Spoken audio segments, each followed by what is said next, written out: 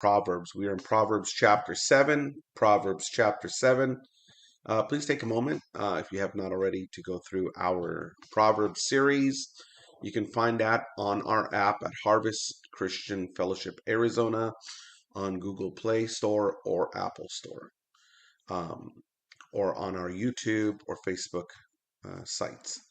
Proverbs chapter 7. My son, keep my words and lay up my commandments. Lay up my commandments with thee.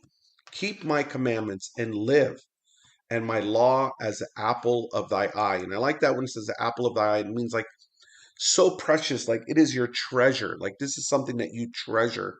Let the commandments and his law be the apple of your eye.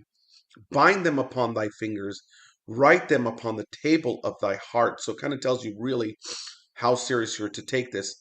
Say unto wisdom, thou art my sister, and call understanding thy kinswoman, that they may keep thee from the strange woman, from the stranger which flatters with her words.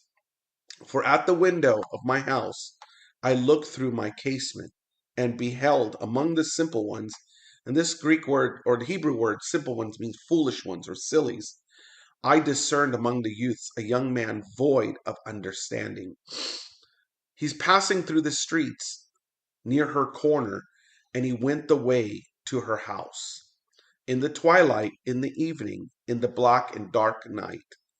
And behold, there met him a woman with the attire of a harlot and subtle of heart. So this is telling a story of this guy. He's silly. I mean, he's finding himself being drawn to this woman. Now, harlot, someone who's a harlot is not always going to be like, back then when they dressed up as in harlotry, they had a lot of, sometimes they had a lot of clothes on. Their faces were veiled in some sense. They had they exposed a little bit of skin, but you can tell a harlot versus one who's not. These days, it's kind of the same thing, but these days we are having a lot of people who are showing way too much skin. They're dressed inappropriately, and what happens is a lot of attention is drawn to them. The Bible reminds us, like, hey, be careful. Don't find yourself drawn in by these people. Don't find yourself drawn in. Let wisdom be in control here to keep you away from this person, this strange person. It's not only just women, it's men too. Women these days, men can be very deceiving, subtle. They use their lips to flatter you. They do this to entrap you, and he's going to talk about that. But you need to keep yourself wise, and wisdom keeps you from falling into the temptations and pitfalls that so many fall into. And it says, she is loud and stubborn, her feet abide not in her house. Now she without, now in the streets, and lies in wait at every corner. So she caught him and kissed him, and with an impudent face said unto him, I have peace offerings with me. This day have I paid my vows. Therefore came I forth to meet thee, diligently to seek thy face, and I have found thee. And this is something that we hear, oh, I've been looking for you all my life. I mean, we've all been in certain relationships where we thought, oh, this she's the one, or he's the one, or he's whatever, or he's just so cute. He's just I know I think we're made for each other, only to end up in disaster, in destruction. And this is what this person is saying, oh, I found you, right? I have decked my bed with coverings of tapestry, with carved works, with fine linen of Egypt. I have perfumed my bed with myrrh, aloes, and cinnamon. Come, let us take our fill of love until the morning. Let us solace ourselves with loves. For the good man is not at home. Good man is not at home. He's gone on a long journey. And let me say this. This is not, if I were to take this in irrelevant, this is not only talking about fornication and adultery, but this is also referring to sin. Sin is just like that. The good man would be the Lord, and the adulteress or the adulterer would be sin. And it's saying, look, It's okay to sin. The Lord's not going to return for a long time. You're not going to die yet. You're not going to be judged for a long time. So go ahead.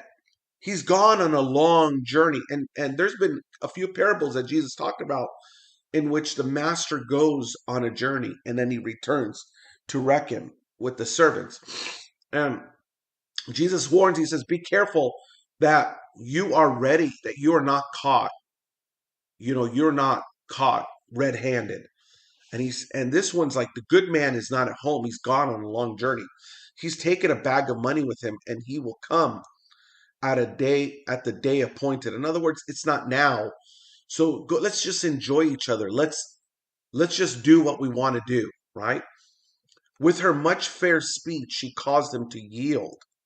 And this happens, sin starts off like it conceives like in birth, like starts as a seed, and then by the time it becomes full growth, it becomes death.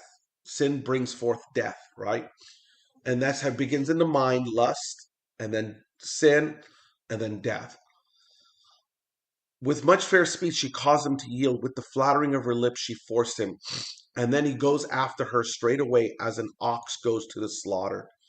The imagery there is so powerful, as an ox that goes to the slaughter. And I'm not sure if you've ever seen animals slaughtered. They don't even know what's happened. They don't even know what's coming. They just kind of go down their thing like do do do do do, just like everything, and then ultimately finding themselves at the end of the line, finding themselves slaughtered. As a fool to the correction of the stocks, till a dart strike through his liver, as a bird hasteth to the snare, and knows not it is for his life. Then he continues, he says, hearken unto me, therefore, O ye children, and attend to the words of my mouth. Let not thy heart decline to her ways. Go not astray in her paths. And folks, this is not just lust and sexuality. This could be anything. Sin. Do not follow sin. Do not let it embed in your heart. For she cast down many wounded, and many strong men have been slain by her. Her house is the way to hell, going down to the chambers of death. What a powerful reminder. And what are we supposed to pray for? Wisdom. God, grant me wisdom so I may know what to do and not be ensnared by sin.